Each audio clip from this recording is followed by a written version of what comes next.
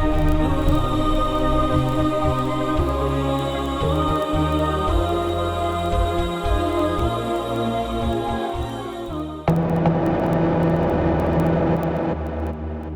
continue the journey with Prophet Nuh alayhi salam in a time where only a very small amount of people had believed in him.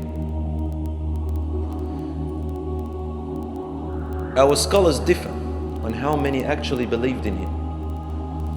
He called for 950 years. How many years? 950. We look at 60 years as a long time. 70 years. 950 years. And in that time, there was people still being born. So generations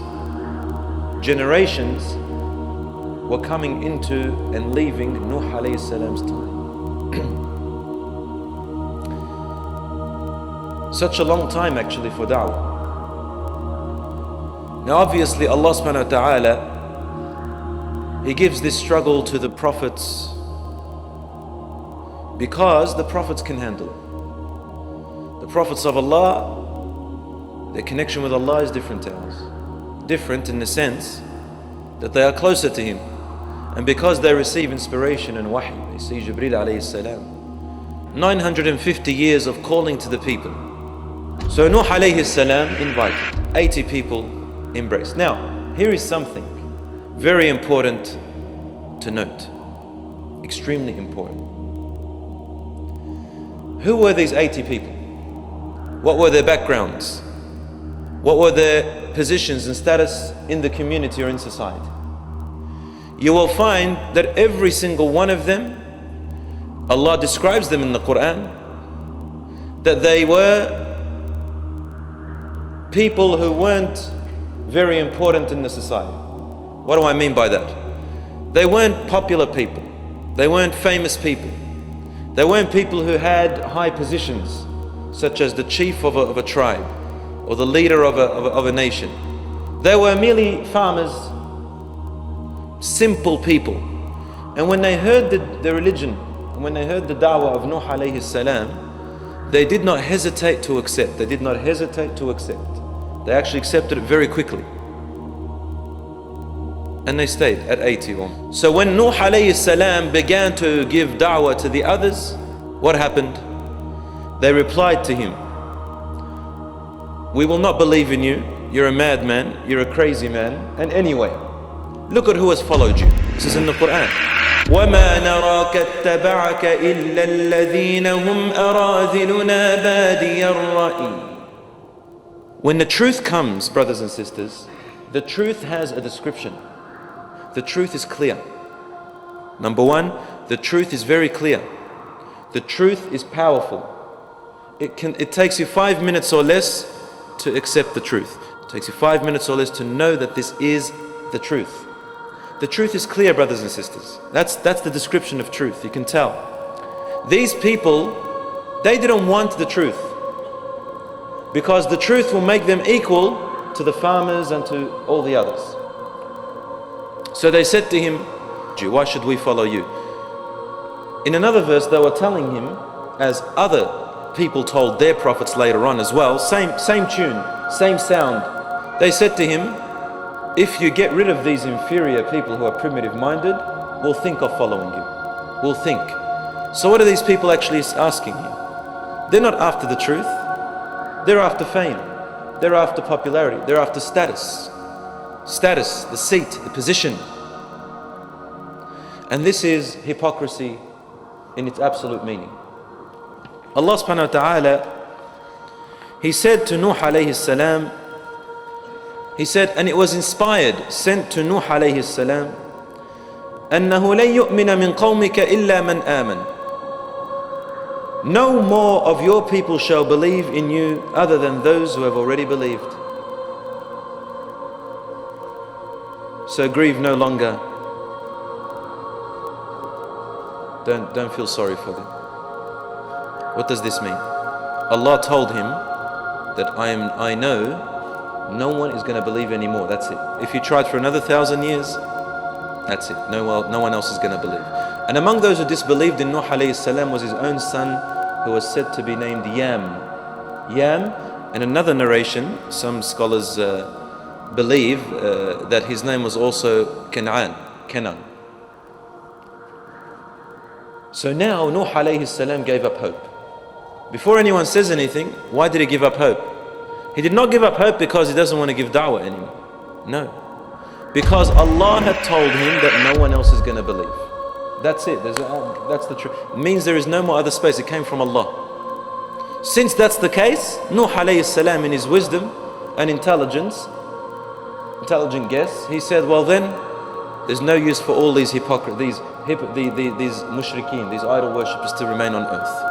If they stay, they're going to delude their children and their children's children, and they're going to fill the earth with corruption and malice and all of that stuff. So then he made his famous dua. Oh my Lord, do not leave a single disbeliever on the face of the earth again. Don't leave them alive. If you leave them alive on the face of the earth, they will lead your servants astray. And they will not give birth to anyone except arrogant, boastful disbelievers. Oh my Lord, he said, forgive me and my family. So Nuh alayhi salam basically is saying, oh my Lord, this is the end. Since I have asked you, I know I'm a prophet.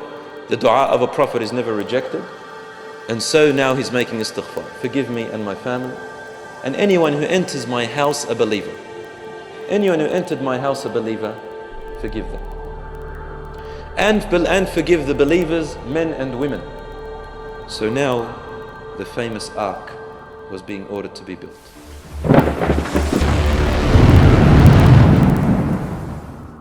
Allah subhanahu wa ta'ala said, and it was revealed to Nuh alayhi salam that no more will believe except those who have disbelieved, those who have believed. Then he said to him, واصنع الفلك بأعيننا ووحينا ولا تخاطبني في الذين ظلموا إنهم مغرقون. Very well. Ya Nuh, I responded. I order you to go and construct an ark under our eyes and address me no further on behalf of those who have been unjust. They shall be drowned in the flood. That's it. It means you've said your dua, there's no turning back. I'm going to go for it. Construct your ark under our eyes, meaning under our protection, under our guidance, under our safety. I'm going to send Jibreel alayhi salam to you, and he's going to teach you how you're going to build the ark. Nuh alayhi salam had asked Allah subhanahu wa ta'ala to save him and his family and the believers. Allah promised him that he will save him and his family and the believers. But he said, except those who disbelieved. So what happened? Allah ordered Nuh alayhi salam to go up to a mountain to build the big ship. The disbelievers, Allah describes how they started to mock him and make fun of him in the following way. Allah says, every time a group of people from his people came past by him and they saw him building this ark, sakhiru min, they started to tease him, mock him, make fun of him. The people had a tradition. Every time they had a child that was born, that child grew up with the understanding or the teaching that this man, Nuh alayhi salam, is a crazy man, don't follow him. He's a crazy man. This is a prophet of God. The ark was huge. Some of them say it was 80 yards long. Some of them say 100. And one extreme narration says 1,000 yards. But minimum 80 yards long. We said to him, carry on board your ark from every creature a pair, just two, male and a female. This is in the Quran. What happened was Allah says, فَفَتَحْنَا أَبْوَابَ السَّمَاءِ بِمَاءٍ مُنْهَمِرٍ. Allah says, Surah Al-Qamar. And so we opened up the doors of the heavens.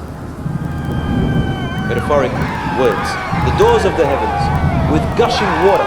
وَفَجَّرْنَا الْأَرْضَ عُيُونًا. The power of Allah. And we burst, exploded, burst the earths. The water of the sky and the water of the earth met together on a divine command. He had warned them of the flood, and they used to say to him, yeah, well, bring it on, come on, where is this flood? Where is this adab? Where is this? Come on, bring it on, where is it? It's been 950 years, you're lying, you're crazy. Nuh alayhi salam looked at his son, or Canaan, and he said to him,